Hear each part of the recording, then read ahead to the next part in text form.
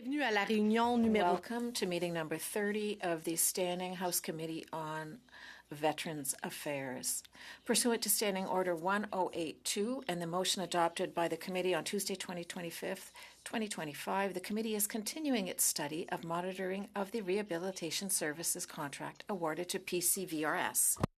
Ask at all in-person participants to consult the guidelines written on the cards on the table. These measures are in place to help prevent audio and feedback incidents and to protect the health and safety of all participants, including the interpreters. And merci. I would like to make a few comments for the benefits of the witnesses and the members. Avant de prendre la parole, attendez que je vous nomme. Please wait until I name you before speaking. If you are on video conference, click on the microphone icon to activate your mic.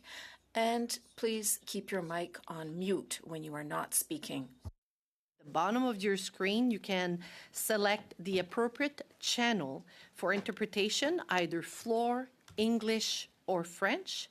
For those in the room, you can use the earpiece and select the desired channel.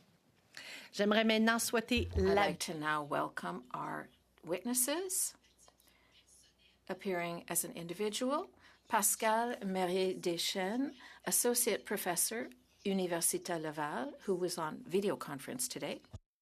Mr. Michael Parsons, Registered Psychiatric Nurse. It's a pleasure to welcome you, sir. And from, I think it's Cru Psychology, Dr. Simon Sherry by video conference. Chaque témoin aura Every witness will have 5 minutes to make their opening comments. We will then proceed to a series of questions with committee members. Please, I'm very rigid on the 5 minutes. I will do my very best not to interrupt you, so please try to stay within that guidelines. We would appreciate. Merci beaucoup. Thank you very much. Start with Dr. Simon Sherry for 5 minutes.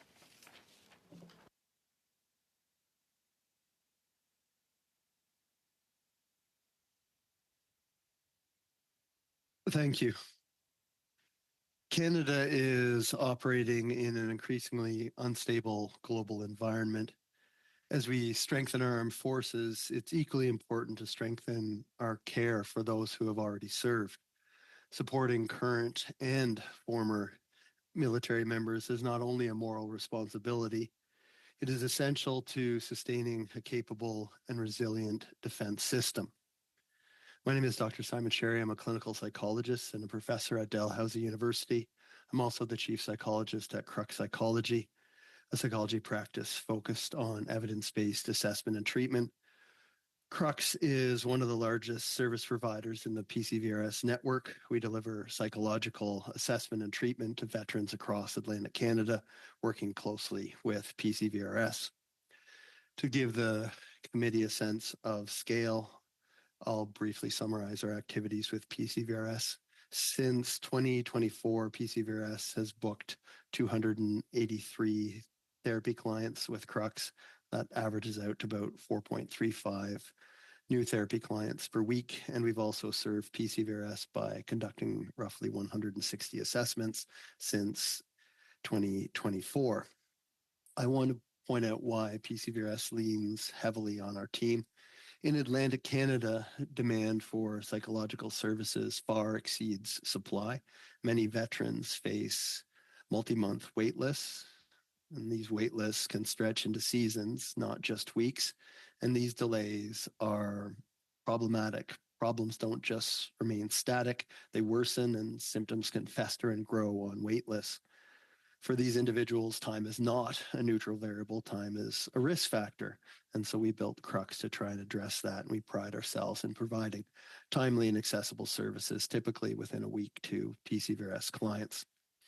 We work commonly with PCVRS, and I wanted to acknowledge some of the excellent service they provide. For instance, I meet regularly with Brittany Blacklock, and she really helps our team provide efficient services. I've also drawn upon the supports of Dr. Sylvie Bourgeois, who's the clinical lead at PCVRS, and she can provide very timely and expert assistance. It's appreciated. What really stands out for us is that the rehabilitation services specialists, you might call them case managers, do deeply care about the veterans that they serve. I'll highlight what I think are a few strengths of PCVRS. One would be that they provide timely care. They do a good job of connecting veterans to services. The other thing I've noticed is that the case managers can be quite proactive. They will reach out, they will drive action. And this is a supportive work environment where a sense of collaboration is strong. PCVRS has also shown some flexibility in that they seem to be able to adapt some of their processes to the clinical realities that we face in providing care. And that responsiveness to feedback is important. PCVRS is also big and it's bureaucratic, and that comes with it some pros and cons. On the pro side, that larger bureaucracy allows for digital portals and structured workflows that a lot of third-party providers can offer up. Clearly, there are challenges in working with PCVRS as well. For instance, they're bureaucratically intense, and so reporting expectations are high and timelines can be tight. But I think this is ultimately good because it helps with accountability and continuity of care, which benefits the veterans that we serve. I also want to acknowledge that some veterans have expressed frustration with both PCVRS and Crux at times, and their experiences really matter. We should listen and have their experiences inform ongoing improvements. I also think if you're going to evaluate any sort of rehabilitation program, including PCVRS, it's essential to understand the scientific limits of treatment response. Veterans who enter rehabilitation often have chronic, complex problems with multiple comorbidities, PTSD, depression, pain, addiction, personality disorders, often intertwine with these presentations, and it can create treatment-resistant forms of illnesses. Sometimes veterans present also with complex medical discharge histories following years of complicated interactions with medical professionals. If you think of a relatively uncomplicated case of PTSD, you could expect moderate improvement. But when you add chronicity and comorbidity and functional impairment, as is often seen in military populations, those treatment response rates certainly don't improve. So I think we have to evaluate PCVRS and our efforts at Crux in relation to the current limits of psychological science and acknowledge that we're often seeing difficult cases in difficult circumstances. So no provider, whether that's Crux or PCVRS, can outperform the underlying science or what you might see in clinical trials where complex cases are often excluded. For these reasons, we need to realistically evaluate PCVRS's performance against benchmarks that are grounded in scientific evidence and consider what's realistically achievable. In closing, I support rigorous evidence-based insight of all rehabilitation programs, including PCVRS. And from our vantage point, Crux works and PCVRS works, and veterans are being connected to timely evidence-based care in a way that was less possible under previous models. Thank you. Most importantly, I think we have to be committed to continuous improvement. Thank you very much, Dr. Sherry. Sorry about this. As I say, I do have the time beside me. Pour 5 minutes, Madame... For 5 minutes, Ms. Marie Deschênes, you have the floor.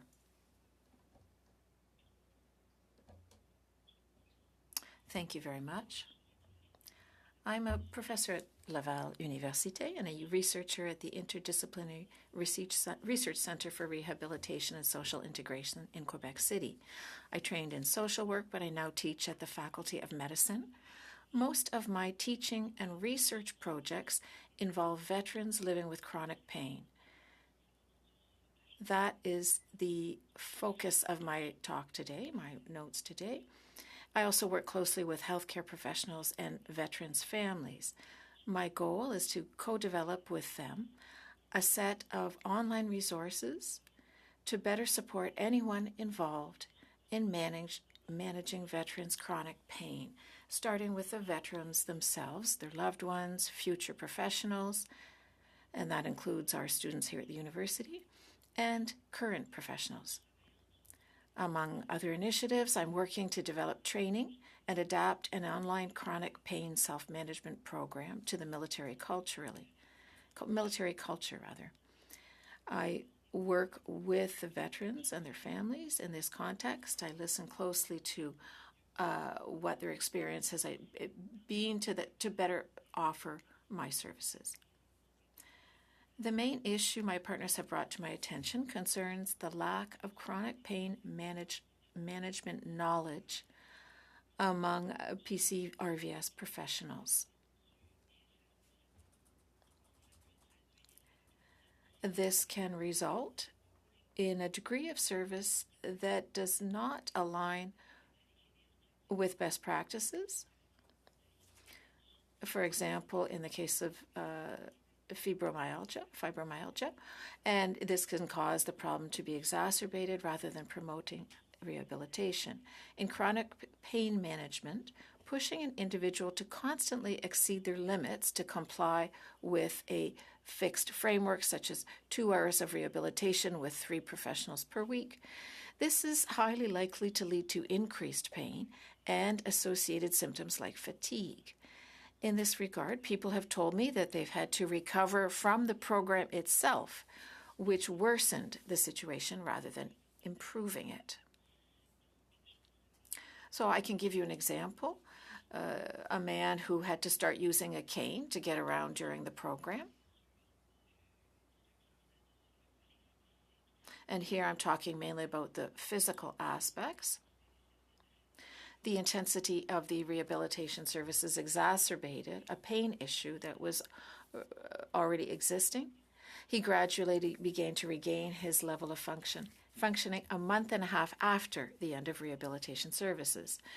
A veteran whose pain was stable and well managed before starting the program had to completely stop rehabilitation after 7 weeks. He was unable to continue, and this was after repeatedly mentioning that the program was too much. This aspect of the program gives me the impression that there's a one-size-fits-all model being imposed. This is reminiscent of the military's one-man, one-kit approach. Several people have told me they've had ongoing care or that they had ongoing care or appointments related to their health. In addition to the program, this wasn't taken into account in the service offering. And I think you've heard, but I heard this already, but I have been told of long wait times, up to a year before the first rehabilitation service.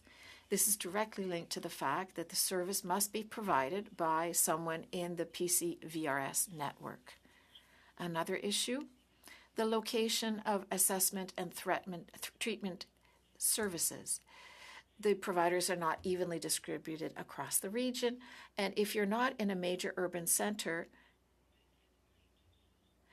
access to assessment and treatment services can be a source of dissatisfaction, but also a reason to withdraw from the rehabilitation program. The distance that has to be traveled to get to these appointments can be associated with lower attendance, therefore, at these appointments. And that was the case in that particular client, for that particular client. So if I live at Sainte-Catherine de la Jacques-Cartier and I have to travel to Lévis for an assessment, then just going in the car for that time can increase my perceived pain. The veteran arrives at an appointment less willing and able to perform the exercises. And if you have several trips a week, then obviously there can be an issue and loss of services that were previously accessible closer to home. This was named as a major issue to me. I have been informed of widespread dissatisfaction among veterans who had been assessed and received services from the OSI clinic in Quebec City, but were then required to Ms. Marie Deschênes, I am afraid I'll have to interrupt you. I'm sorry, but I know you can't see me, but I was signaling. Sorry about that. You'll have the chance to follow up when questions are asked of you. Sorry about that. Mr. Parsons. Thank you. My name is Michael Parsons. I'm a registered psychiatric nurse in Alberta. I took on a position with PCVRS as an RSS last year. Prior to that, I had positions with Correctional Services Canada, Alberta Health Services, Recovery Alberta, Department of National Defence as a mental health nurse. While my time working for PCVRS, I witnessed a few issues prior to my resignation, or issues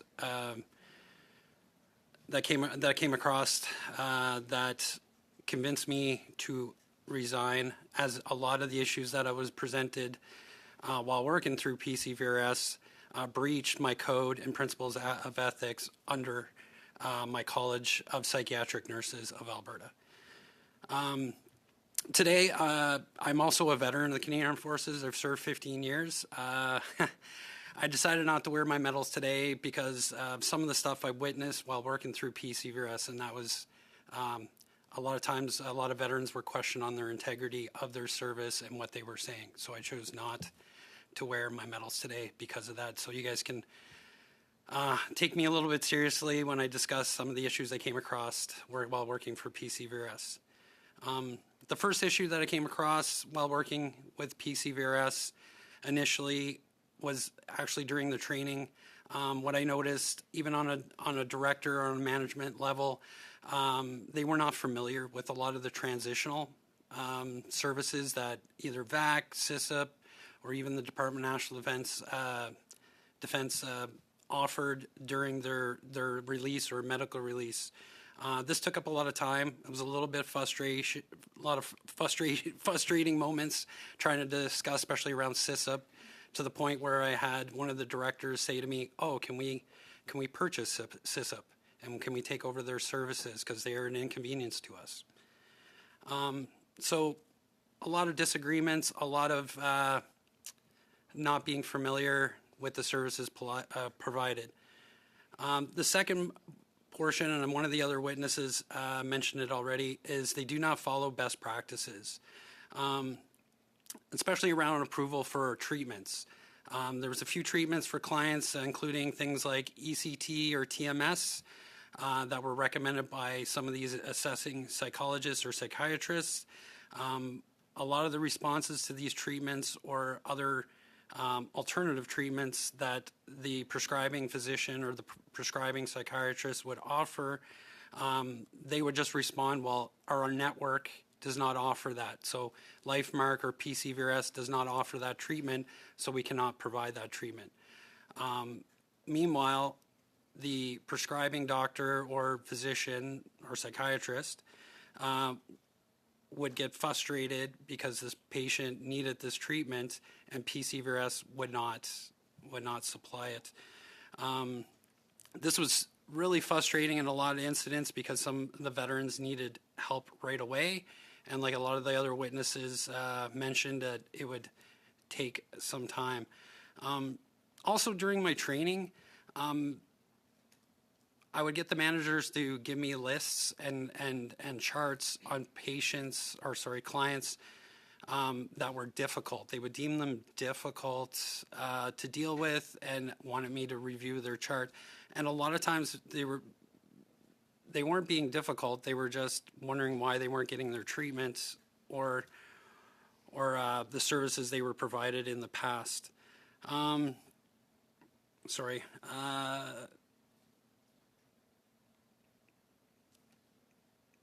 While doing the training, I also experienced working with a lot of the other interdisciplinary professions I worked beside. They weren't familiar with mental health or the mental health continuum of care. A lot of times, like again, not understanding best practices. And then some direct patient incidents. I had a client, this young female, diagnosed with PTSD, also experienced a sexual assault during her service. I reviewed their chart with the manager and the director over this client's assessments from the OSI clinic that they were dealing with agoraphobia. They didn't want to leave their house. It was really difficult for them to come in to even talk to a psychologist. without experiencing severe anxiety or some self-harm thoughts. This was frustrating because this was breaching my principles of practice as a psychiatric nurse for non-malevolence. So I didn't want to cause no harm. I would advise my manager and the director,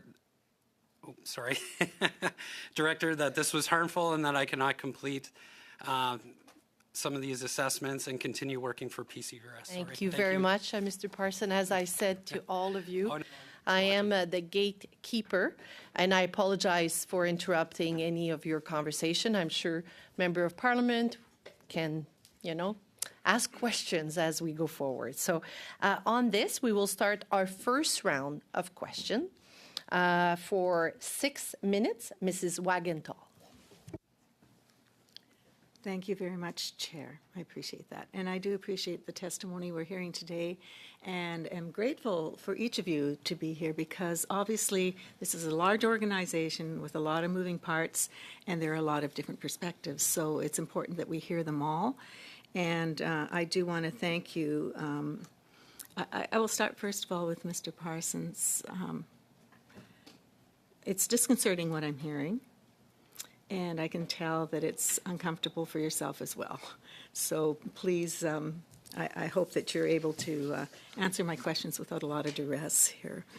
You spoke specifically about concerns around the fact that what you were being requested of breached your code of ethics. That pretty well hits right at home. So, and I'm sure it's difficult to have had to make the decision that you did. Do you want to elaborate a little bit more on that? Sure. Okay, thank you. Sorry, I apologize. Yes, it did. all good. It did hit a chord. It always hits a chord.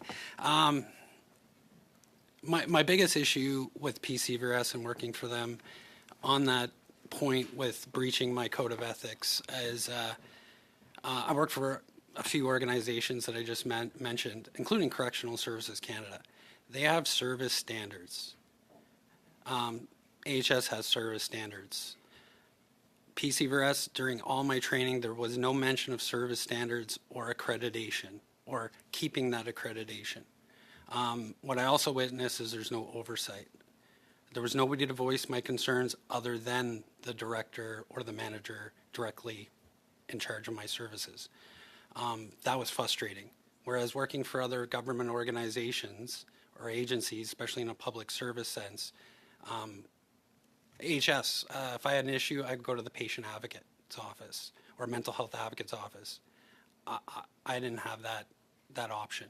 And even as a veteran post working for PCVRS, I was just told to go talk to my ombudsman or an MP. Okay, well, thank you very much for sharing that. We have heard a few things. One, that when an individual goes in for this assessment, it was being shared extensively within the organization without them seeing what their assessment had been and what the expectations were. Within your field, is that a normal thing to do? Because this individual pushed till he saw it, but found out it had already been shared. And there were things in there that because he was so concerned he wouldn't qualify for his IRB, which was a bit of a threat, he really shared and was quite discouraged by the fact that information about family members and whatnot was out there. What was your experience in that regard? Well, I never dealt with that individual directly. Saying as far as how that assessment process is done? It depends. It depends on who did the assessment. And that was another thing I witnessed is like the young lady I mentioned reference to. The assessment was originally done by an OSI clinic. It was well written. I read the assessment, so probably this gentleman as well, if I were to read his assessment, even if it was done correctly, like better than I've ever seen before working for AHS, Mr. Richards, I worked at Centennial Center. We work it collaboratively. We trust each other. We believe in our assessments. But when I would present that to my lead or my manager or even one of the directors I would constantly have conversation with, it wasn't done by one of their people from their network, a LifeMark network. So they would try to convince me to get the veteran to do it somewhere else. And that's where it broke my principles of practice. Like reading those assessments, that would harm that individual in so many ways. Okay. And I cannot force myself to do that, to get Thank somebody you. to relive that again. I wouldn't do that even in an inpatient scenario. Okay, thank you. One thing that we have learned is that there is a number of individuals who were having good care and satisfied with what they were receiving, but because of this huge transition within the department, you had no choice but to transition and go through this new lane, which caused a great deal of angst for a number of them. And of course, this has been a hugely expensive process. So did you find that yourself, that you would hear, I have someone that I'm really happy with and I really wish I could go back there? 100%. 100%. There's a lot of clients I wish I can go back and advocate more, but at the same time, I took this role trying to cut back. Being a nurse working during COVID, I took this job to ease my workload, just to find out that this company is harming veterans. So I wish I could go back and do more, but at the same time, as mental health professionals, we have to protect our own. Understood. All right, well, let's see how much, very little time left. All right, I just want to thank you for having made the decision to come today and to share what you have with us. Thank you. Thank you very much. Now for 6 minutes, Mr. Casey. Thank you, Madam Chair. Mr. Parsons, thank you for your service, sir. I'm going to start with Dr. Sherry. Dr. Sherry, you gave, I think, a fairly positive view of your experience with PCVRS. Were you involved in the delivery of rehabilitation benefits to veterans before the contract was transferred over to PCVRS? Yes, we would have been collaborating with Veterans Affairs Canada. Can you explain the most significant differences between then and now? I think there are commonalities in that the PCVRS side and the VAC side both care deeply about veterans. The biggest difference I now see is that PCVRS drives action and we're able to provide more timely services. You just heard Mr. Parsons' testimony. I'm going to invite you to respond to some of the things that he heard. But before I do, just for context, I think you indicated that Crux is the largest provider of psychological services within the PCVRS network in Atlantic Canada. Did I get that right? Yes.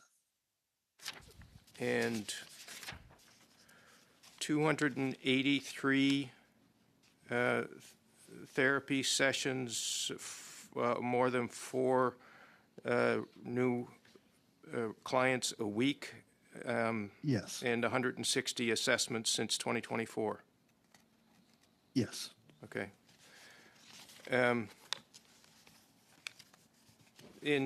Have you experienced regularly or at all instances where the PCVRS team were not familiar with the transitional services available upon release? I haven't seen that. I found them to be knowledgeable and responsive. There were aspects of the testimony provided that I would identify with. I think when you're working with vulnerable populations, such as military members, you do have to be careful how often you assess them. If you assess someone 2 years ago, it is an open question as to whether or not they need to be assessed again because symptoms vary and illnesses progress. But if you assess someone 2 months ago, I think it would be good for us to spare them from unneeded additional assessment that can result in re-traumatization, and it is a threatening and anxiety-provoking experience. And during your time as a provider for PCVRS, has there been any change to their protocols, to their systems, or to their attitudes towards these repeat assessments from the time they initially took on the contract until now? I would say that PCVRS has always been responsive. I meet with them regularly and we have a good line of communication. So, for instance, right now we're finding some of their assessments as part of our therapy process to be unduly long. I've offered them that feedback and we're working through it together. I'd say it's been quite collaborative. It's not one-sided, and it's been positive to have a reciprocal relationship. Interesting. What about veterans being questioned with respect to their integrity from PCVRS? Has that been a common element of your experience? I've never heard anything like that. It upsets me to know that something like that has occurred. But the RSSs, or case managers that we work with, are all respectful, and I've never heard anything like that with our staff or psychologists. We carry tremendous respect for our veterans and their service and their sacrifice. Do you have a multidisciplinary team that works with the veterans? No, we are psychologists and psychologists only. Has there ever been, or is there regularly, conflict with the code of professional conduct of psychologists with respect to carrying out their responsibilities under the PCVRS contract? We do have a strict code of ethics in psychology, and adhering to it is very important to me and our team, but I would not say that we find ourselves in conflict with our code of ethics in dealing with PCVRS.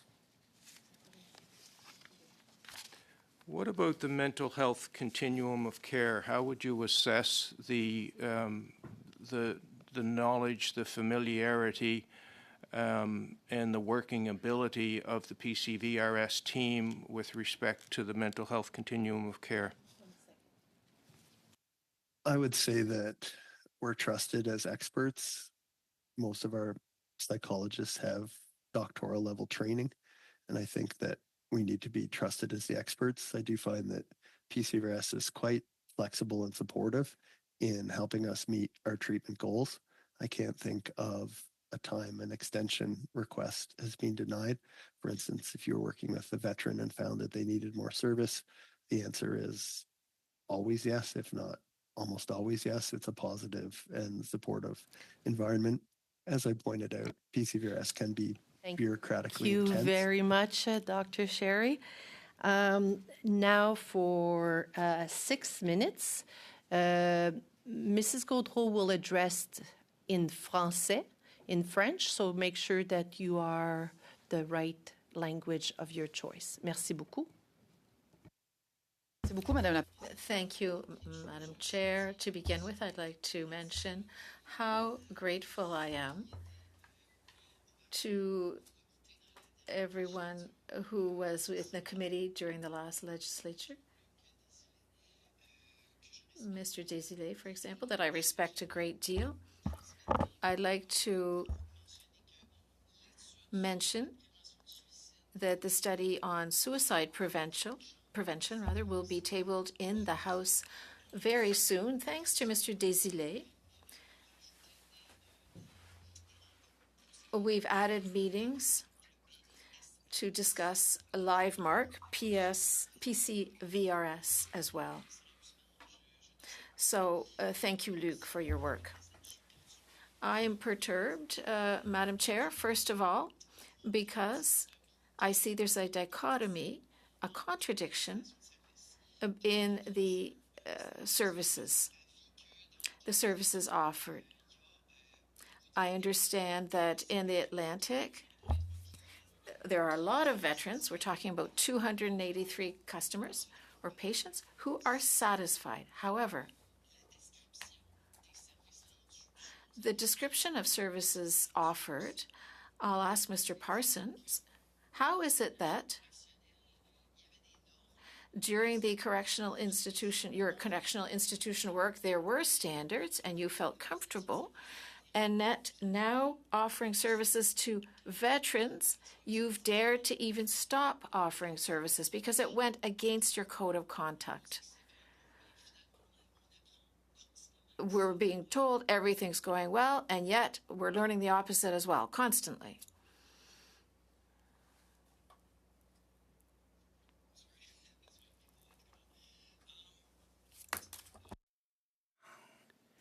Again, as a frontline healthcare worker, dealing with the clients directly, not with management or directors or VAC itself, dealing with the client individually, you get to hear their truths. And of course, there's a middle truth. The difference between working with Correctional Services Canada and the clients there, and yes, they're criminals, inmate offenders.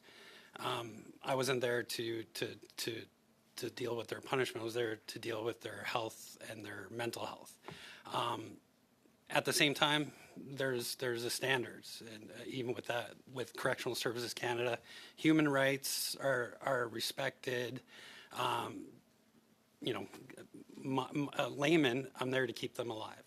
Yeah, but with the veteran benefits, also being a veteran, knowing that the benefits are there, that they're being restricted, or they're not being, and I mean by continuum of care with the mental health, allowing the veteran or even if they're not a veteran, allowing them to have that rapport with their service provider, which I saw PCVRS interrupt numerous times directly. I didn't hear it from a director or a manager. This is talking to the veteran directly. Et c'est pas un seul cas. C'est ce que je comprends. Je vous remercie beaucoup. Thank you. I'd like to continue my questions with Professor Marie Deschênes. Professor Deschênes, Marie Deschênes, the limits of the private model. What are the main limits that you've noted in your research on PCVRS? Answer. What was reported to me was that this fixed framework of services proposed by the PCVRS offers little flexibility to adapt to the individual's case. And in a context of chronic pain,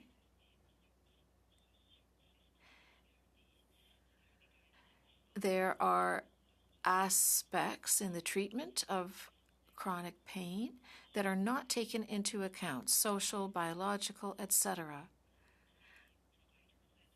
I'm not casting doubt on the professionals per se. It's perhaps in the organization of services that there's a problem. This is one thing that I've heard. And there's also the constraint,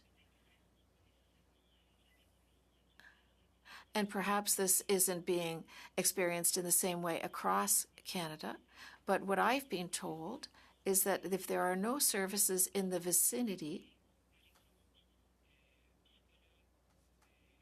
psychologist, rehabilitation specialist,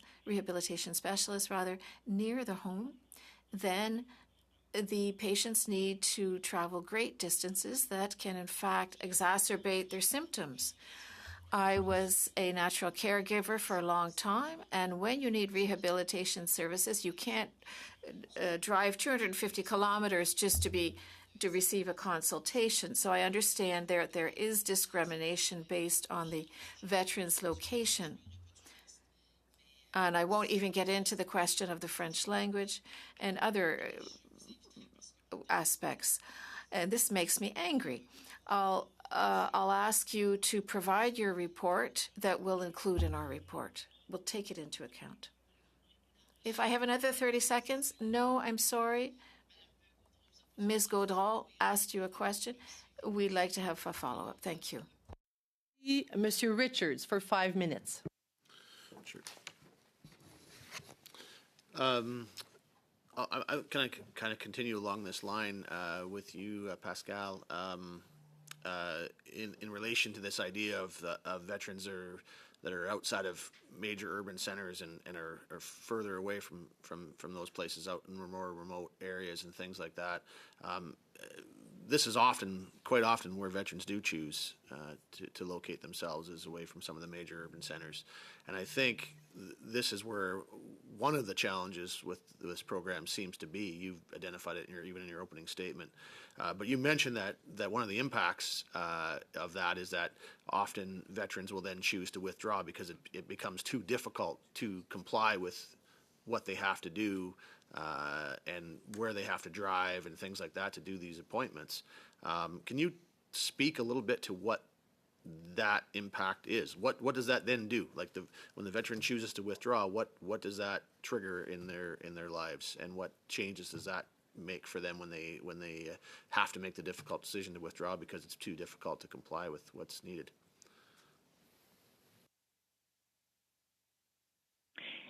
Ben, en fait, un premier élément.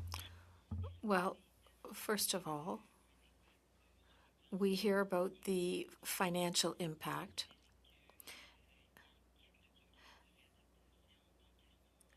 Withdrawing from the program involves a 15%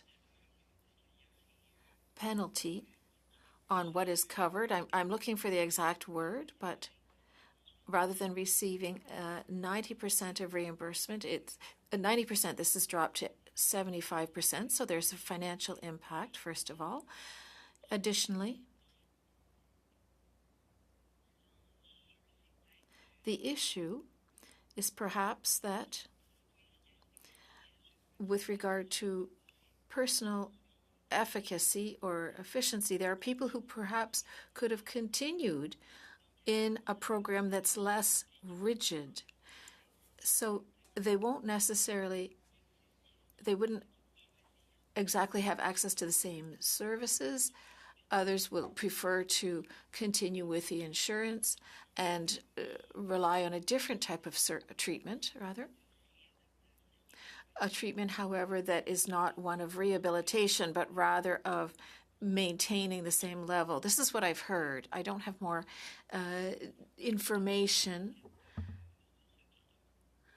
on this question. And was this issue a problem prior to PCVRS being involved in the rehabilitation program? Je crois. That's a good question. I'm not able to comment with regard to the situations that have reported to me. They're more recent ones, people in rehabilitation in the last 2 years, so did not experience the prior system. However, the services were available locally. They had access to local services that they do not have right now. I'm not necessarily talking about people who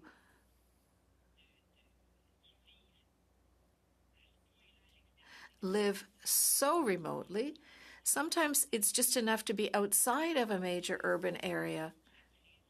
I'm not talking about isolation, being in an isolated place, but just having that travel time added without even being in a rural area can be a problem. That's a reality. Mr. Parsons, Dr. Sherry kind of painted a bit more of a rosier picture of the situation.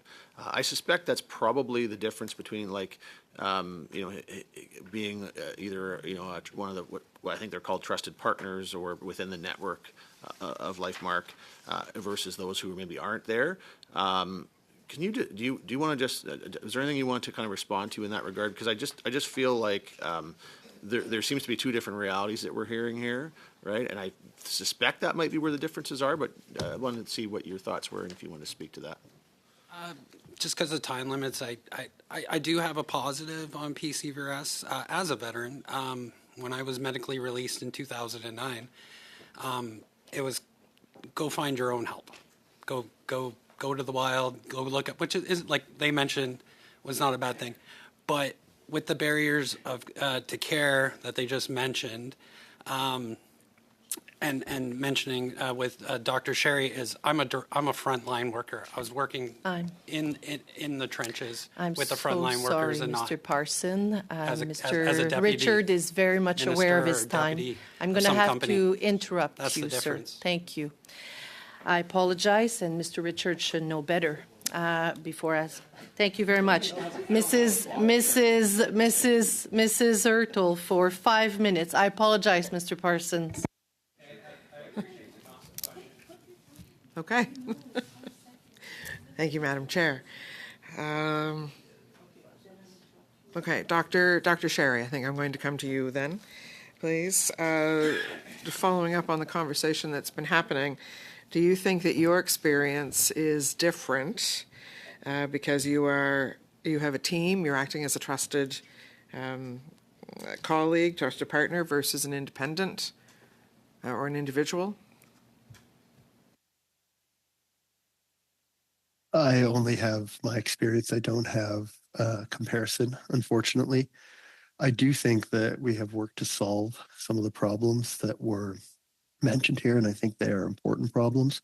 For instance, on accessibility, you can, in a reliable, valid way, provide therapy through telehealth, which can help problem solve the barriers of travel, parking, and inconvenience. Of course, there are other interventions that are not amenable to online services. Okay, thank you. So you're in Nova Scotia. I'm a Nova Scotian as well, and wondering if there are common needs and concerns that tend to arise, I'm assuming, across different veterans or across, from different individuals you've encountered. Do Atlantic Canadians have different issues or similar issues? And how does that impact the service that you're able to provide? I think that you will see regional variability in the problems people face, even in Atlantic Canada. Everyone is unique. I think that if you're a psychologist, you have to really drill down and understand the geography, the history, the society that the person is living in and have respect for that culture. I think beyond Atlantic Canada, there's a lot of diversity within Atlantic Canada. So you need to be culturally responsive to people from different ethnicities, backgrounds, and groups. And as psychologists, we're trying to continually improve ourselves to provide effective treatment to the widest range of people possible. Right. Thank you. So the 283 therapy clients that you've had since 2024, are the majority of those in Atlantic Canada, or are they across the country? Very much a majority in Atlantic Canada. Okay. So how well do you think the current service structure aligns with their needs, in your view? I think that we are empowered to provide evidence-based treatment, and that's very important to me. In psychology, we're trying to adhere to clinical standards that are grounded in rigorous science. For instance, if you're treating PTSD, there are several well-studied and approved interventions, and PCVRS gives us an opportunity to deliver that care as best we can. Okay, thank you. So what recurring challenges do veterans report to you when accessing psychological or mental health services? I would say that they too struggle with the bureaucratically intense nature of PCVRS. You are well monitored by your RSS. There's regular communication. There are forms to fill out. And I think as you transition from one service provider to another, there can be threats. One theme here today has been it's difficult to be reassessed, for example. Okay, and would you say there are systemic then or procedural factors? You've mentioned the bureaucratic heaviness. Would that appear to contribute to these challenges?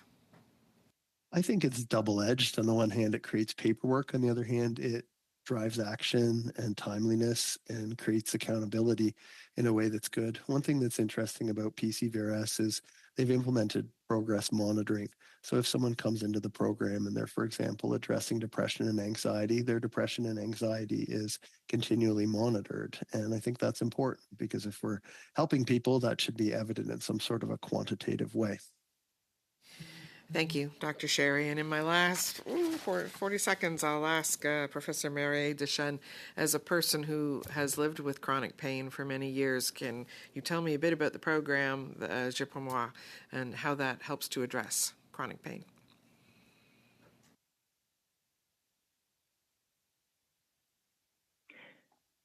J'ai pas vécu de douleur chronique.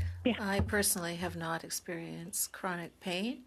I don't know if I correctly understood the question, but indeed, my understanding of chronic pain leads me to have perhaps a critical perspective of some aspects of the program, but this criticism is tied to specific conditions. So in the case of fibromyalgia, and there are veterans who have fibromyalgia, the rehabilitation approach encourages Ms. Marie Deschênes. I'm sorry, I'll have to cut you off. I need to give Ms. Gaudreau the floor for 2.5 minutes. Thank you very much. 3 questions, 2.5 minutes. Ms. Marie Deschênes, you talked about clinical data. Are there clinical data? If so, could we assess the effectiveness of the PCVRS program? There are data, clinical data, tied to the use. Travaille plus en développement I pédagogique. don't have any, but my projects with this clientele don't currently focus on clinical data. However, with everything that's received as in reports, as Mr. Sherry described, it would be possible to assess the effects. The thing is, it would have to be assessed on the basis of all veterans. And here we're talking about Atlantic. With Mr. Sherry, we're talking about Atlantic provinces in particular, and not Quebec. We've talked about the old program that was more flexible, more accessible. Currently, we're being told that, yes, on paper, this program looks great. People are telling us that.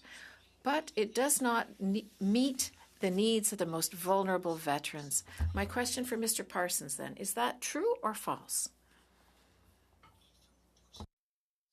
As a veteran, I use Veterans Affairs Canada to actually accommodate my school for psychiatric nursing, so I use the old program. And comparing to this program, with the old program, it built trust with the VAC, which worked on that with the veteran.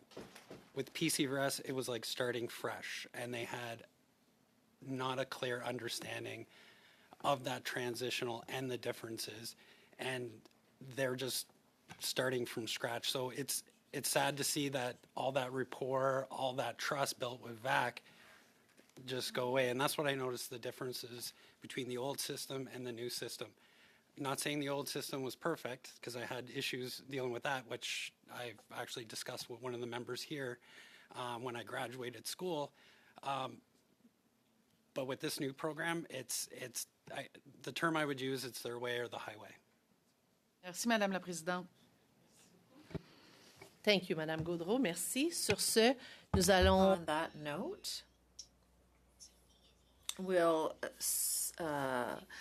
say thank you to our witnesses and goodbye. To Canada. To Dr. Sherry and Madame Marie Deschênes, merci beaucoup.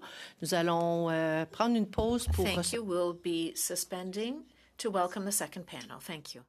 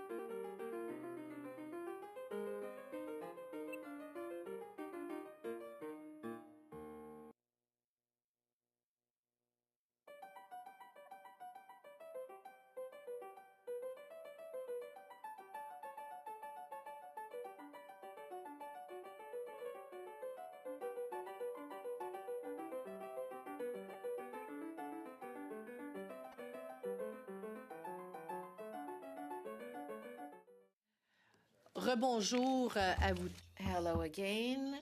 Pursuant to Standing Order 18082 and the motion adopted by the committee on Thursday, September 18th, 2025, for the second hour of our meeting, the committee will continue its studies of barriers to entrepreneurship among veterans.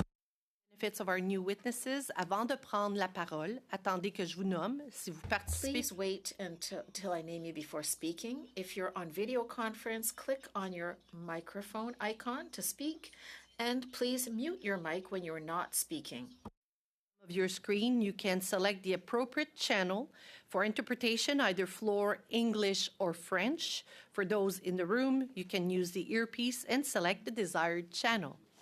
J'aimerais maintenant souhaiter la bienvenue à nos I'd now témoins. like to welcome our witnesses. FNV Ranch, Mr. Dallas Prince, co-founder and facilitator by video conference. From Punisher Waterfall, Mr. Damien Pittman, owner. And thank you for your service, sir. And de l'Université of Ottawa, And appearing from the University of Ottawa, Garrick Appelon, Program Director, Mission Entrepreneur Program, Professional Development Institute. 5 minutes pour faire leur Every witness allocution. will have 5 minutes for opening comments, and then we'll proceed to a question period with committee members. Prince for 5 minutes. Hi, good day. Not really sure what I'm supposed to say here. I was told that this is about the barriers to entrepreneurship as a veteran. So I have some bullet points. One of the barriers that we find is kind of a thorn in our side is the $20,000 cap on income as a veteran, a release veteran. Additionally, the release burden, in addition to starting a small business, seems to be an overwhelming task for a lot of veterans, being that a lot of veterans have got a heavy appointment load. And additionally, points of contact to ensure success through government channels. There's not always somebody to talk to or get in contact with in order to talk through how you go about doing certain things. We would find that if there was a veteran business bureau, one that supports just veteran businesses and how to intercoalate. Additionally, mentorship. There's not really a good mentorship program for veterans to transition from military life to civilian life. Not only that, but being a business owner or a corporation CEO.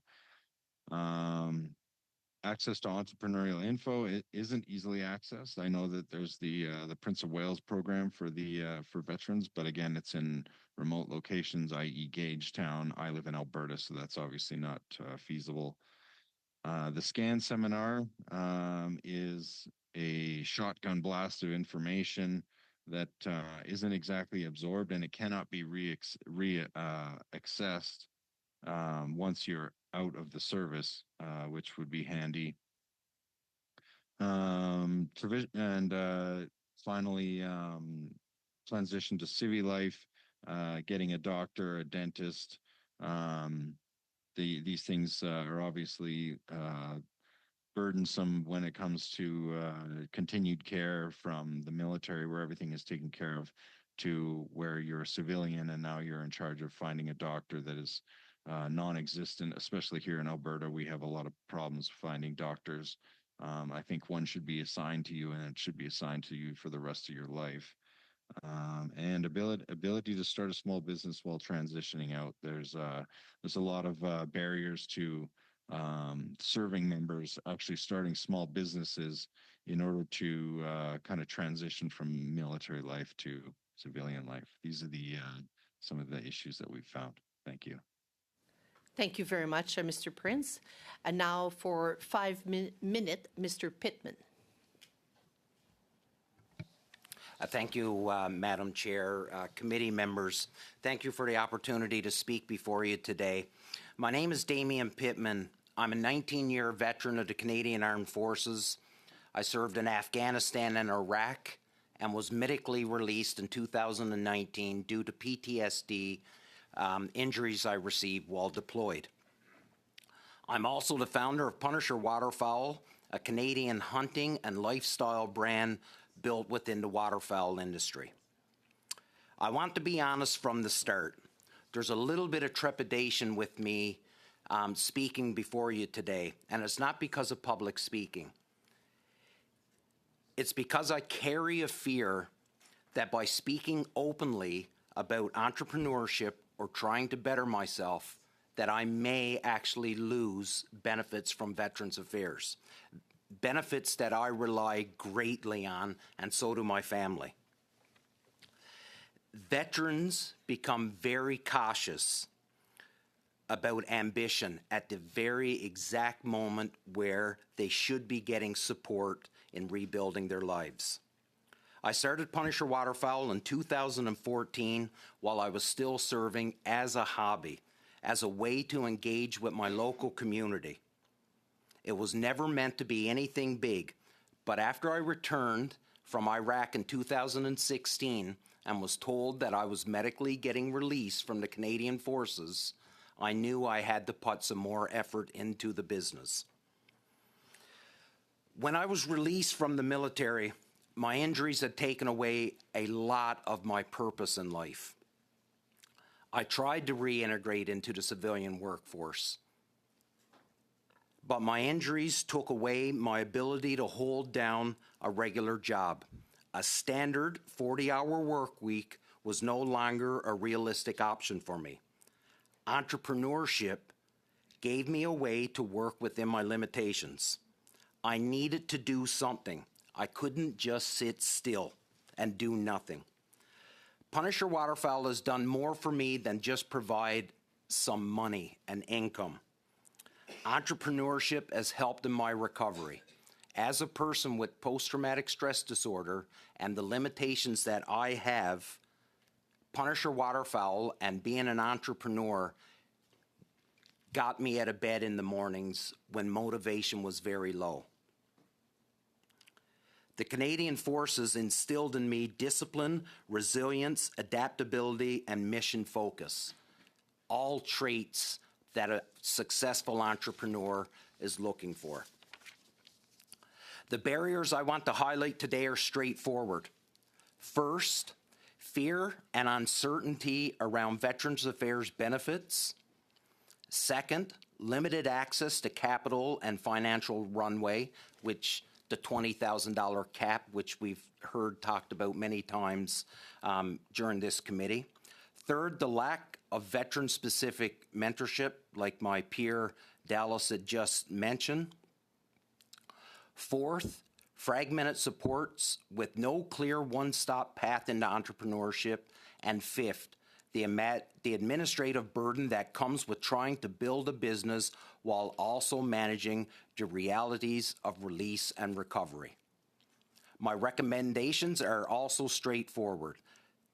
Veterans need clear written guidance that pursuing self-employment will not unfairly threaten their benefits. We need a one-stop veteran entrepreneurship gateway.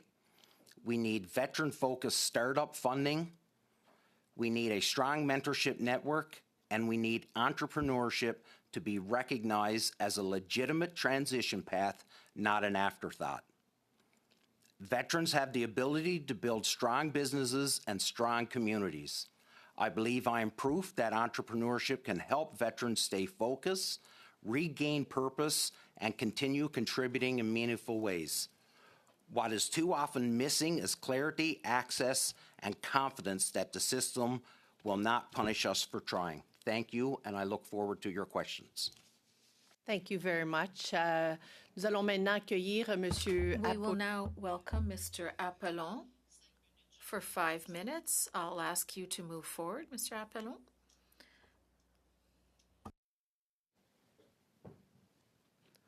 On va juste vous laisser prendre We'll le... just give you the time to settle in.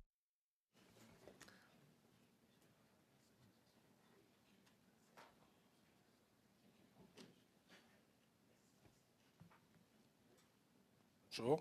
Hello. Can you hear me? You have 5 minutes for opening comments. Thank you. I have a timer. Madam Chair, committee members, I'm delighted to be here today. I represent University of Ottawa, where I'm a professor and director of the Entrepreneurship and Innovation Program at the Faculty of Common Law at the U of O. I'm also the founding director of a law clinic, pro bono law services to future entrepreneurs.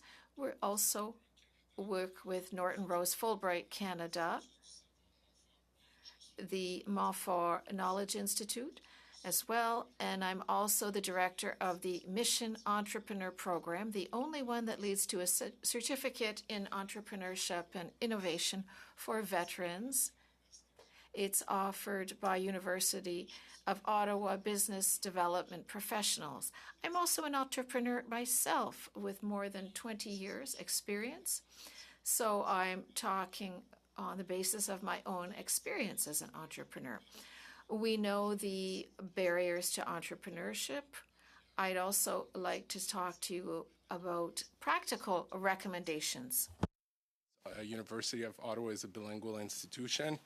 So King's Trust Canada, funded in 2011 by His Majesty King Charles III, formerly Prince Trust Canada, operated a highly successful and popular mentorship and training program for veterans called Operation Entrepreneur.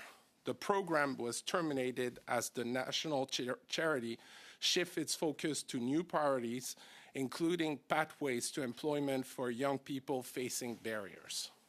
In 2024, Operation Entrepreneur by the King Trust Foundation was terminated, but we came to fill the gap. So in 2024, Mission Entrepreneur at the Professional Development Institute of the University of Ottawa was launched. So we have faced many challenges. Comparable programs for leading to a university certification in entrepreneurship innovation were funded to about $14,000 per participant by federal government. VAC, we requested similar funding, actually $20,000 per participant. They decided to only give us less than $6,000 per participant, placing us as a short course under the education benefits for veterans. So that means that financially, we'll keep offering the program because we're committed to serve the Canadian veterans, but it's not financially sustainable. So the bureaucrats at VAC has decided that. So what we want to do is get $20,000 per participant. So that way we can start with a cohort of 20 participants per year. And most importantly, one of the key challenges that veteran entrepreneurs face is funding. So they will all receive $5,000 micro grant that will go to their business when they complete the program. That will be an incentive for them to do the program, because often they do have education, they do have training, but they're facing many challenges. And going back to school, they need to get an incentive.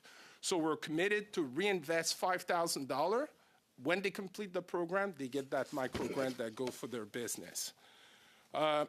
So this will ensure the program is sustainable, viable, veteran participation, and a real sustainable impact for our veterans. Second, I want to talk about access to capital. That is definitely the biggest structural barriers for veteran entrepreneurship in Canada. And I mentioned I work in partnership with Futurepreneur Canada, the largest non-for-profit incubator for young entrepreneurs in Canada. They give up to $75,000 funding to young entrepreneurs, but you need to be under 40 years old. That's the challenge. So our veterans fall in a vacuum. They don't get any support. So what we want to do is actually work in partnership with institution like Veteran Business Network Institute, VBNI.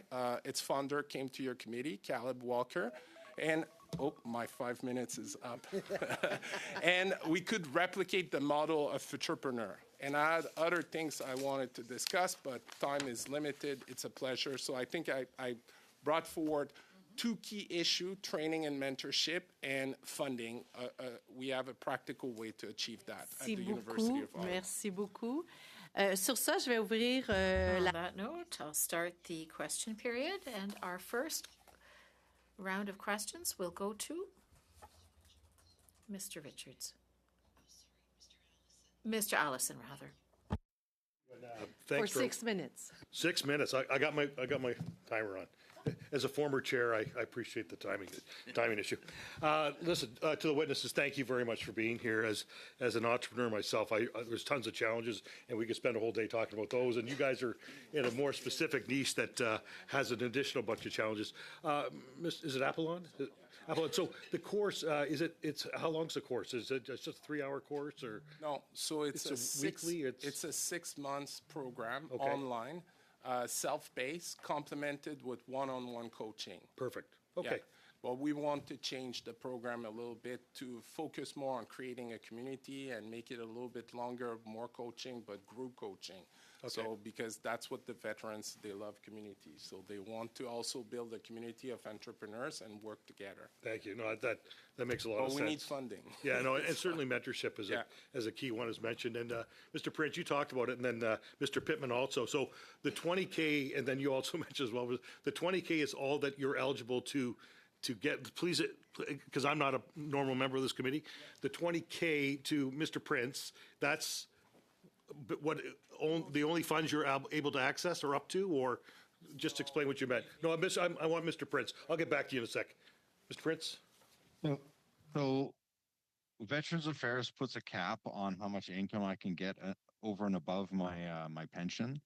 After a 20K cap, they start clawing back dollar for dollar. So the incentive to work is almost nil. It's almost as if they pay you to sit on your ass and do nothing. And that 20 cap, $20,000 doesn't go very far. So that's one barrier that we find. All right. Thank you. So do you guys have access to capital? I know we talked about that as an issue. Is there any program as it relates to veterans that got any access to capital at all? Not that I'm aware of. If there is, please point it out. Okay, all right. So not only do you get clawed back dollar for dollar, there's no help when it comes down. There's a number of other programs I noticed the government's done. There's Black entrepreneurship, Indigenous, and women that all have access to capital, right? As well. Futurepreneurs is a great program, and also, there's also Startup Canada. There's Community Futures, a whole bunch of programs.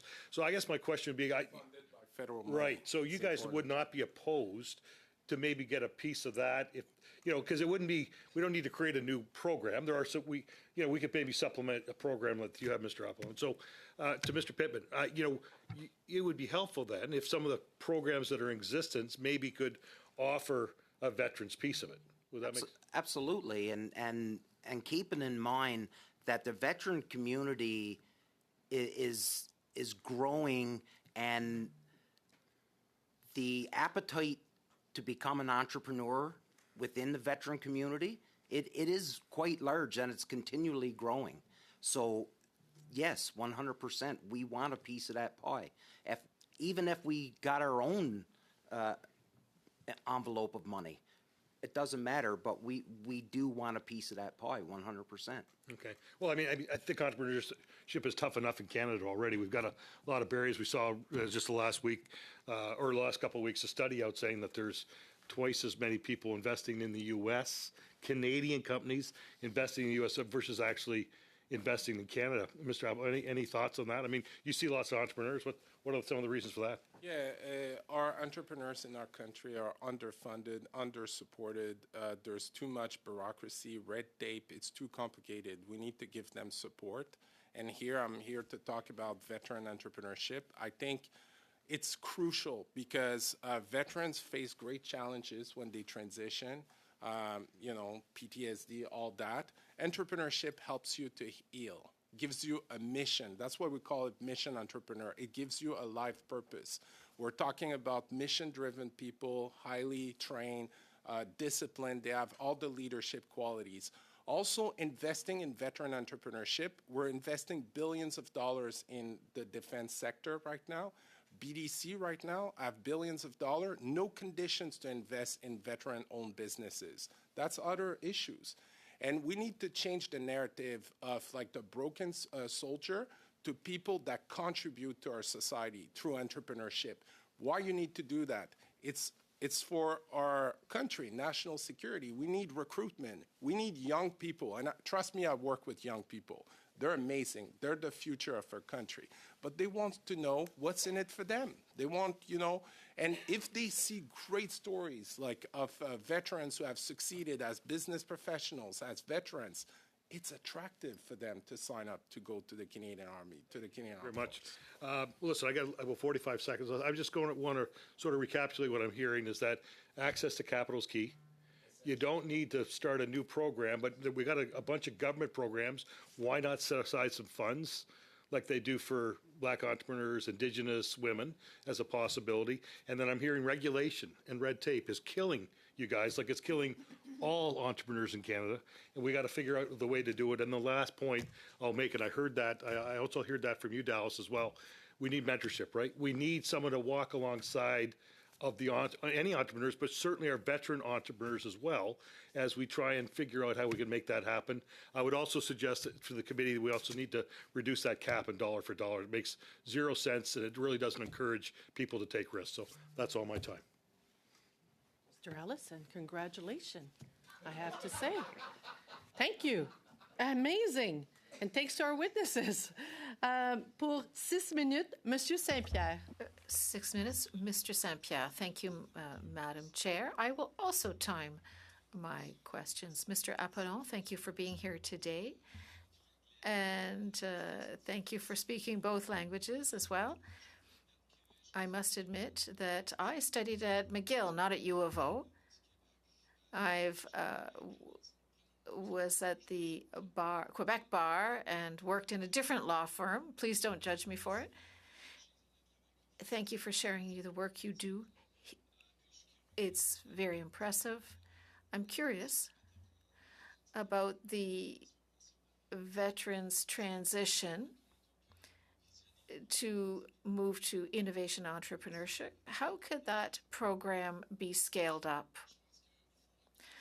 Scaled up, I think we need to go back to the recommendation that was made.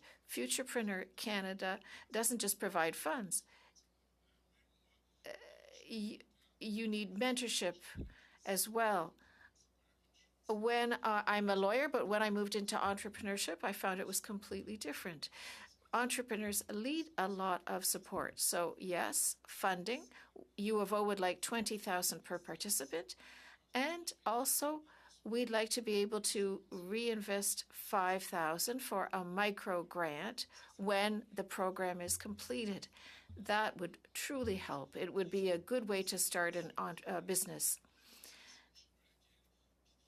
And there should be the condition for BDC or other businesses in charge of managing the business and funding aspect of veterans entrepreneurship. This would be an entire ecosystem then. And by next year, or even this fall, although I don't think that would work as quickly, if it could be put into effect, that is the 20,000, we could scale up afterwards, and hundreds of people could take part in this program. They would receive the online training with coaching, and they'd also receive the funding. Thank you very much. Good luck. Okay. So thank you for your 19 years, I believe, 19 years of service, and thanks for sharing your story about suffering from PTSD, and also the courage, actually, for starting off a business as well. I imagine it must have been challenging. Can you speak a little bit about some of those challenges as you were, going from a military service career into self-entrepreneurship? Can you share very quickly some absolutely. Of those well, challenges? Dallas sort of touched on it. I will be the first to say that while serving, a lot of the logistics of day-to-day that the majority of Canadians have to deal with. We don't, because the military has a system that looks after all of those things. So a doctor's appointment, dentist, all that stuff. The military looks after all that stuff for us. So coming out of the military, I asked my wife within 2 weeks of getting released, I need a doctor's appointment. How do I get a doctor's appointment? And she had to, walk me through that. So coming out of the military, we have an extraordinary amount of skills that'll get us through the worst conditions that you can have. And that's not just being in different countries. That could be in the most stressful situations that you can imagine, even right here in Canada. But the red tape and the logistical non-support that's not here for us, it makes it very, very hard, and hard isn't the right word to use there, but it makes it very difficult. And then if you add on the fact that it's an injured, and I'm not taking anything away from healthy veterans, but if you're an injured veteran, it's even more so. Yeah. Thank you. I'm mindful I have a minute and a half. Maybe ask a final question to Mr. Prince, if you can hear me. Thanks for the work that you do. When I was reading up your bio, I got really excited because my daughters went horseback riding for the first time in January, and seeing the joy of a 7-year-old on a horse in the outdoors brought me tremendous pleasure. So thank you for the work you've been doing in Alberta for FNV Ranch. I'm curious if you can quickly in the next minute discuss a little bit about the benefits for veterans in being in the outdoors. Can you speak about how that changes their mindset and how that's positive for some of the clients that you've got? Well, the program that we offer is a 10-day pack trip program out to the backcountry, out to the Wilmore area. The benefits of just being around horses, it allows you to kind of be selfless. You've got more than yourself to worry about. You've also got your animal. So there's a partnership between the veteran or first responder and the animal. Also being in nature, it's been proven that nature therapy is actually a modality of psychological care. So that coupled with horse equine therapy, it speaks volumes to how well it helps veterans and first responders dealing with PTSD and other stresses. Great, thank you. Thank you. Pour 6 minutes, Madame Gaudreau. For 6 minutes, Ms. Gaudreau. In French, so make sure that you have the right, la bonne langue. Merci beaucoup. Merci beaucoup, Madame la Présidente. Thank you, Madam Chair. This is an interesting meeting today. We're able to add information to our study, and I think we will have all the necessary recommendations to improve this program. Just now, I was speaking to my witnesses, saying that I myself am an entrepreneur, and indeed, after age 40, there are some restrictions. But if you turn that around, what about other people who have, for example, a mobility limitation or have some kind of disability? There are loads of programs that are offered to them, and yet I was with veterans on the weekend. Once again, they said, we're neglected. We know that there are major investments into defense. This is important. But how are we going to encourage how can we encourage new people to join if there are breaks to transitioning to the civil life afterwards? Breaks for, that is, obstacles for people who actually need a hand. And some veterans end up homeless, are living in their cars. I can't believe it. That's why what we're doing today is so positive, and I'd like to believe that the recommendations will be not only analyzed, but applied.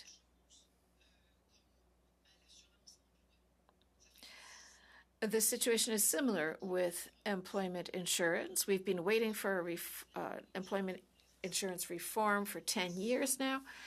The situation is the same with veteran affairs. If we truly want to, we can make these changes. Thank you. We need to, thank you so much then. We need to repeat things hundreds of times.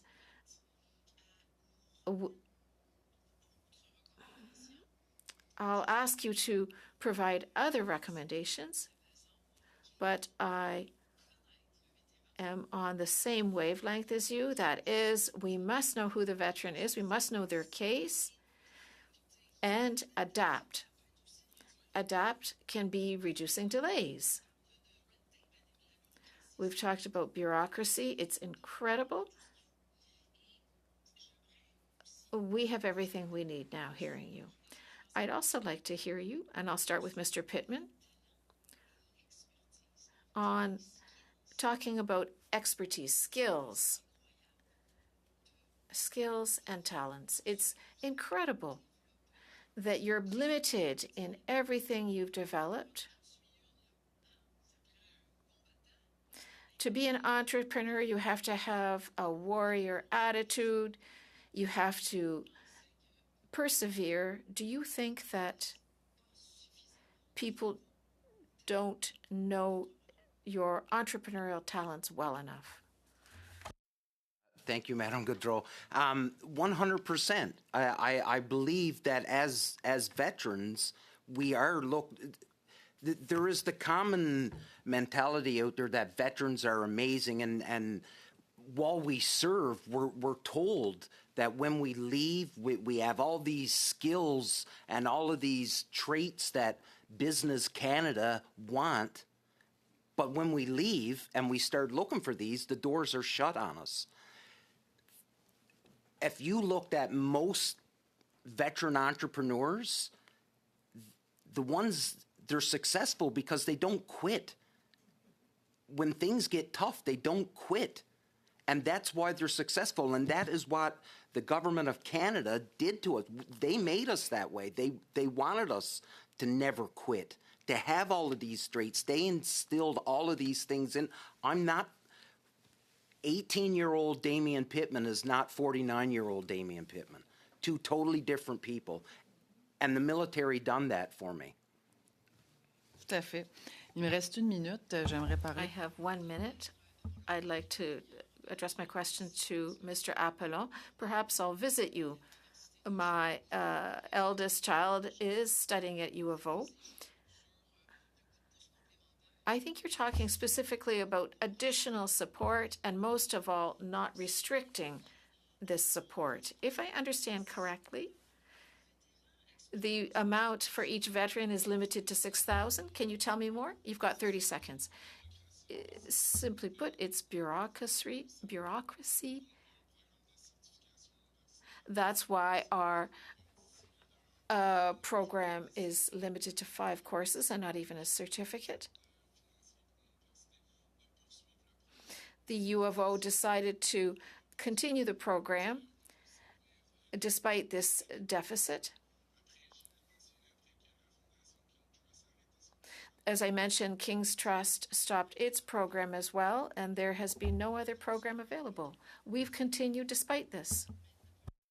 Thank you, Mr. Apollon. Well, thank you so much, Chair, and thank you all for being here today. I think this has given us a lot of information that we can certainly use to make things better in this circumstance. Mr. Prince, you founded FNV Ranch. I assume that's facta non verba, deeds not words. Amazing name. With equine therapy for veterans. Is it a non-profit or a business? It is a nonprofit, yes. Great. Okay.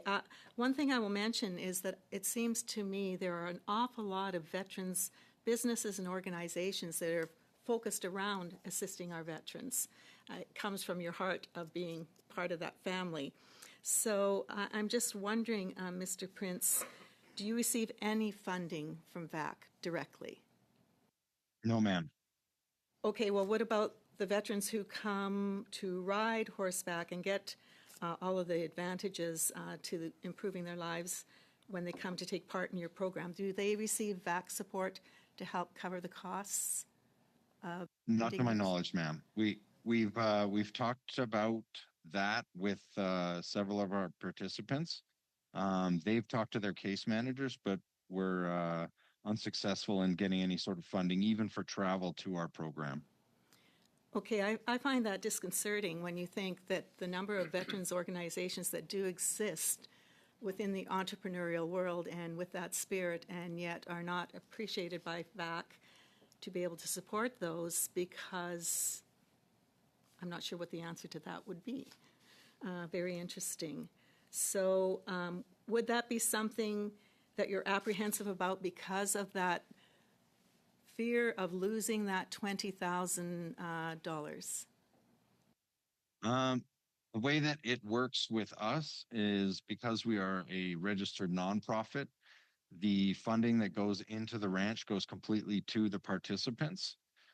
Therefore, my personal pension and income isn't affected by the donations put towards the nonprofit. Perfect. Okay, that's a good business plan. Very good.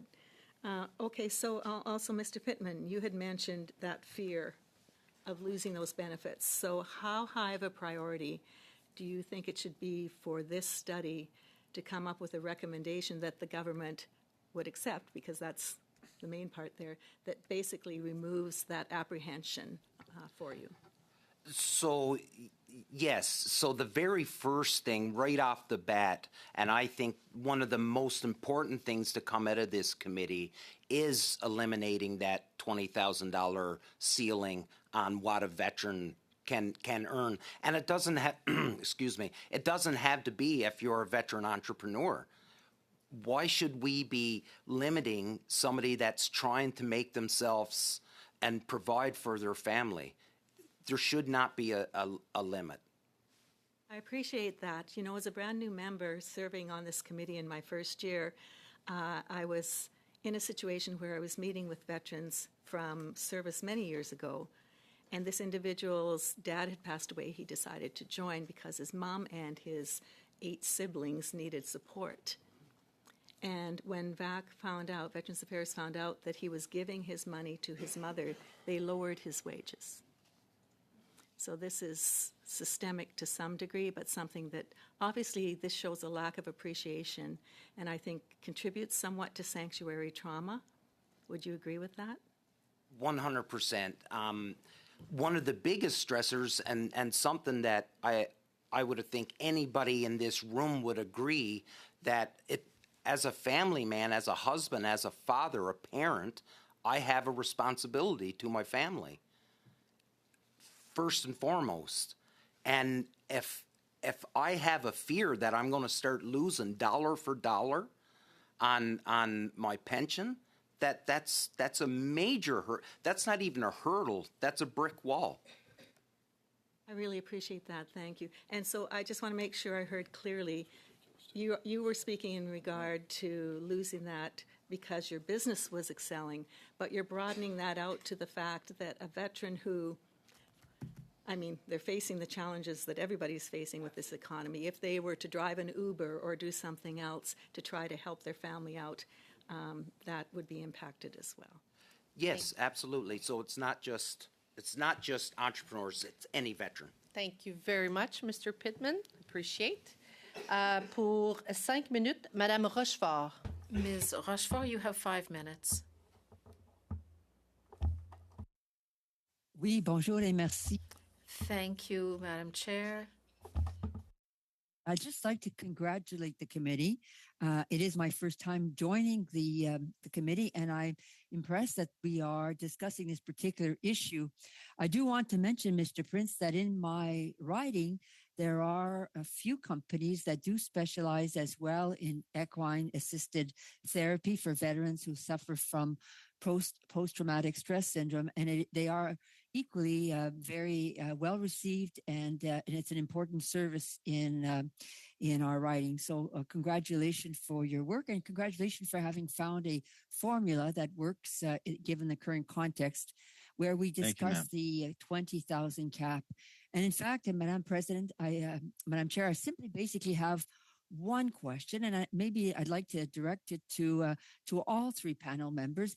But maybe I will start with Mr. Pittman, and that is to understand the background for the 20,000. And maybe this was discussed, I don't know, previously in the committee, I'm not sure.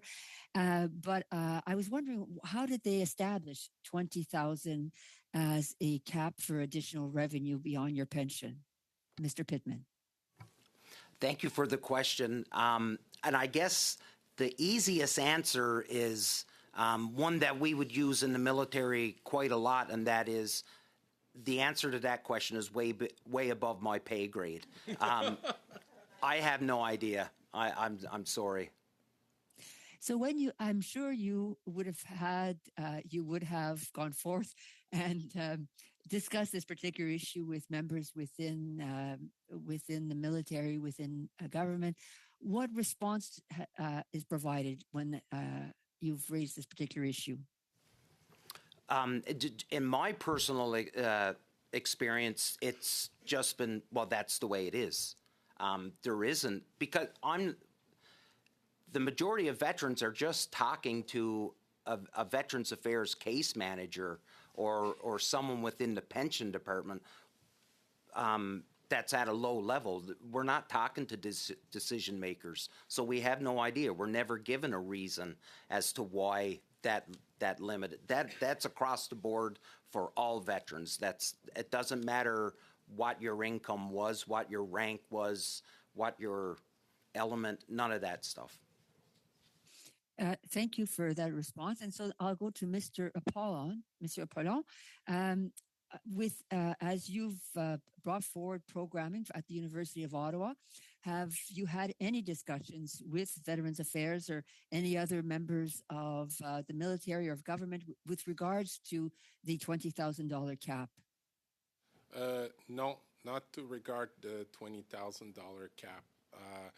My understanding is that every veterans receive training and education benefits that can go up to $80,000.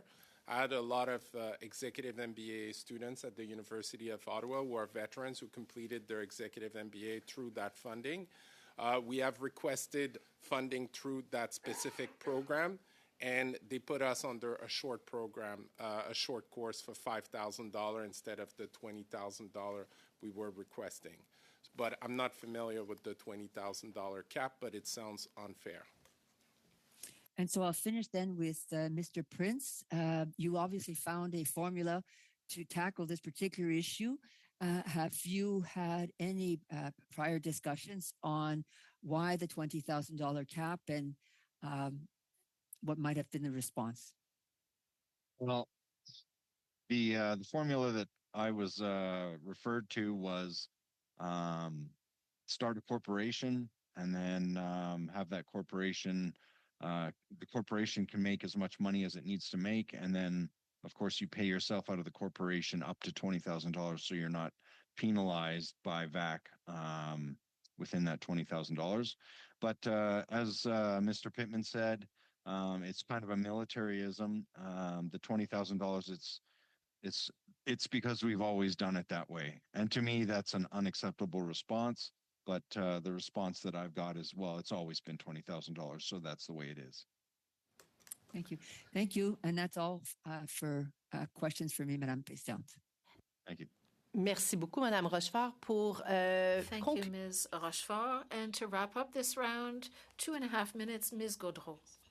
Thank you, Chair. I'll give you the chance to wrap up, Mr. Apollon.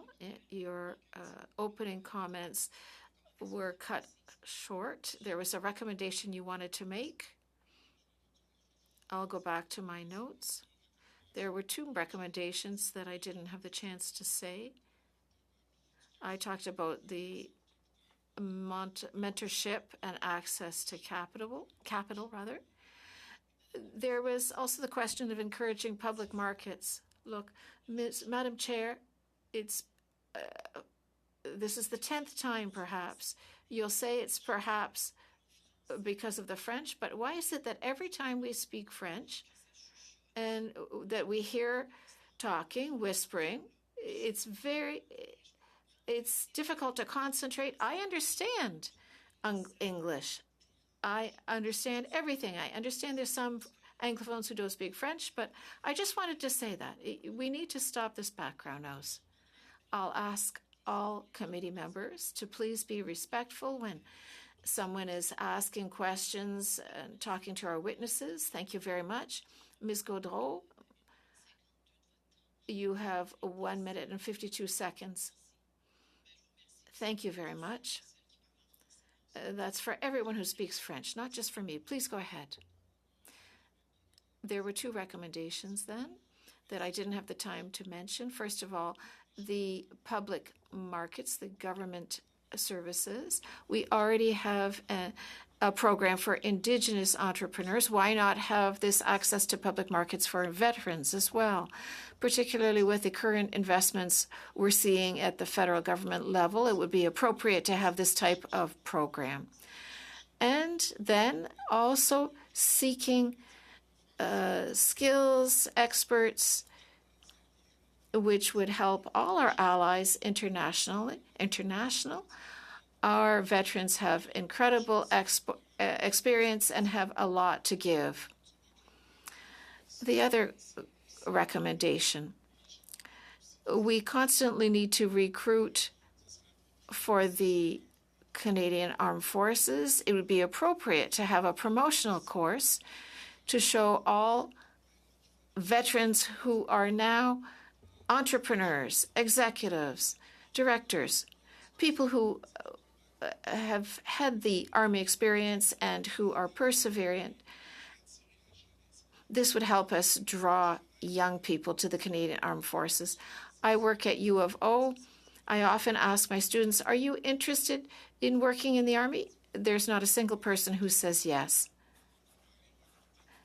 This problem needs to be solved. How else are we going to recruit? We need to have a promotional program. What happens after you've served? Thank you, Madam Chair, and thank you, witnesses. Sur ça, ça va compléter la deuxième ronde. That wraps up our second round. Thank you for being with us.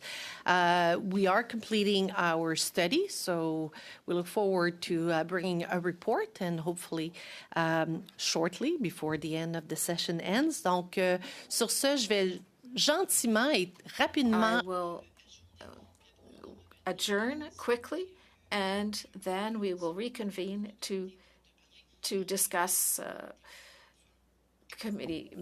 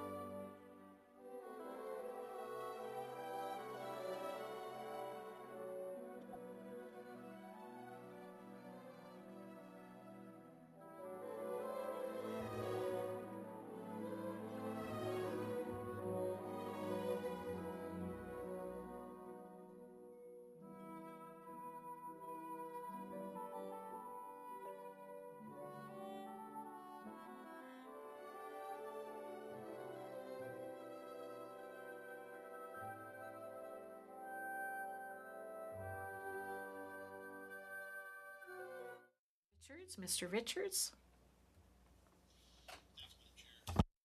Move the following motion, that the committee report to the House its recommendation for the creation of an independent Canadian Military Honours Review Board with the specific mandate to review decisions made under the Directive of Honours and Recognitions and its precursor bodies when new evidence demonstrates that the reconsideration of a military honour is warranted to ensure that no error or omission was made. And I'll just speak briefly to it. Many people who have called for this board to be created have referred, of course, to the case of Jess La Rochelle. And for the benefit of those who aren't familiar with that, I'll just briefly summarize. Jess La Rochelle served our country in Afghanistan. He was posted in a post and came under attack by the Taliban. He was struck, or the post he was in was struck by a rocket-propelled grenade. He was knocked unconscious, and when he came to, I think he knew that he had some pretty serious injuries, and I'll summarize what those turned out to be. Obviously a concussion, but also blown eardrums, a detached retina, a broken back, and a broken vertebra in his neck. And despite those injuries, he carried on and provided cover for a long period of time, and was able to ultimately force back the Taliban advance. There's obviously considerable heroism and bravery in what he did. He then carried on to make sure that he was there to participate in the ramp ceremony for one of his friends who had been killed in that action, and then at that point presented that he may have some injuries. Unfortunately, it wasn't determined at the time that he would be awarded the Victoria Cross. He was given an honor, but not the Victoria Cross. I think now there is a lot of new information that's come forward about his case that would indicate that perhaps he should have received the Victoria Cross. And it isn't just about Jess La Rochelle. It's about many heroes who served, particularly in Afghanistan, since the 1993 creation of a Canadian Victoria Cross, which has never been awarded since its creation. But there were, 40,000 Canadians, over 40,000 Canadians that served in Afghanistan, and there are a number of stories that exist of heroism and bravery that perhaps should have resulted in the rewarding of the Victoria Cross. And the idea here is obviously for Canadians to understand that this isn't just about World War I or World War II veterans. When we think about veterans, it's about those heroes who live amongst us now, those who served in Afghanistan and other places. And the idea that they should be recognized too. This gives an opportunity for those kinds of reviews to take place and these heroes to be recognized in the way that they deserve. So I just want to thank a number of people, Bruce Moncourt, Valor in the Presence of the Enemy, who has been relentless in pushing this forward. General Rick Hillier, who, I think now admits that even though he was involved in some of these decisions at the time, that there may have been some mistakes. That takes a big man to admit that there may have been a mistake made. And also, I think he's clearly someone who many of our veterans, if asked who should be their voice, I think many veterans would say Rick Hillier would be the top of their list. And so for him to be a voice behind this, of course, to MP Pauline Rochefort for bringing forward this petition, and for previous MPs who have also brought forward petitions on this, and also my previous Conservative colleague Aaron O'Toole, who previously brought forward a motion in the House of Commons to try to see this happen, which ultimately, unfortunately, didn't get the support of the government at the time. But I believe we're in a place now where we're able to see this move forward. So I put this motion forward, and I certainly hope and expect that we'll get all party support for this to move forward. So thank you. Thank you. Thank you very much, Mr. Richards. I would like to acknowledge Mrs. Rochefort, who's online and would like to say a few words. Oui, merci beaucoup, Madame la Présidente. Thank you, Chair. Across Canada, who attended in person last week's presentation of Petition E 6661, and there were related events that day as well, mentioned the support that was expressed by all parties in the House of Commons. And they all spoke of the importance of that. And to some extent, as I expressed in my remarks when I presented the petition, it comes at a time when recent remarks by President Donald Trump, I find risk distorting the records of Canadian soldiers in Afghanistan. But in turn, it provides us with the opportunity to show in a unified manner and with equal clarity how Canada honors its own and recognizes courage and sacrifice at the highest level. Today's motion by MP Richards enables us to move forward in a unified manner, and I think that that is in keeping with petition E6661 that matters to over 20 million Canadians, as was reflected by a previous petition, as was mentioned by MP Richard, as well as this round by 16,000 Canadians, and was equally supported by unanimous motions of support by the Senate, by 3 provincial legislatures, Saskatchewan, Ontario, the province of Nova Scotia, and there are 2 more motions of unanimous support to follow very shortly by 2 other provinces. And so I thank you very much to the committee this opportunity to speak today to this particular motion. Merci beaucoup. Je Thank you crois. very much. I believe that we're ready. Is the committee's wish to adopt the motion? Make sure that it's noted that it was unanimously supported by the committee. I think that's important that it be. Parfait. Donc, je veux juste réitérer pour ceux qui All écoutent right, I'll just repeat for anyone listening that it was adopted unanimously. for this to be adopted. So that will close this part. Just a little bit of housekeeping. So notre prochaine réunion aura lieu le mercredi Our next meeting will take place Wednesday, April 22nd, 2026. We'll continue the study that we examined today, contract awarded to PCVRS. And on that.